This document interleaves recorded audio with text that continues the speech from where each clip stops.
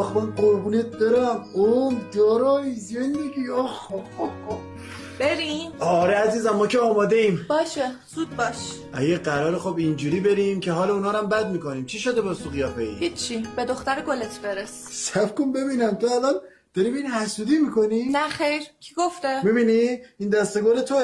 آخه آدم دیوونه به بچهش حسودی میکنه. والا از وقتی ایشون اومده انگار نه انگار منی وجود داره، هی من هیچی نگم قربونت برم فدات شم. نخند محمد. چشم بابا، تو اصلا اصل کاری مگه میشه ما بدون تو اصلا زندگی بکنیم؟ ما هرچی داریم به خاطر تو یه مادر نمونه، یه همسر فوق العاده، اصلا ما قدر تو میدونیم. فقط شما اخم نکن دیگه دیوونه. هیچ کدوم از این حرفات به درد من نمیخوره. من بعد اگر قد ایشون به من توجه نکنی، نه از قضا خبری هست، نه از سمتم میای، نه اصلا اینجا میمونم. الانم را بیفت.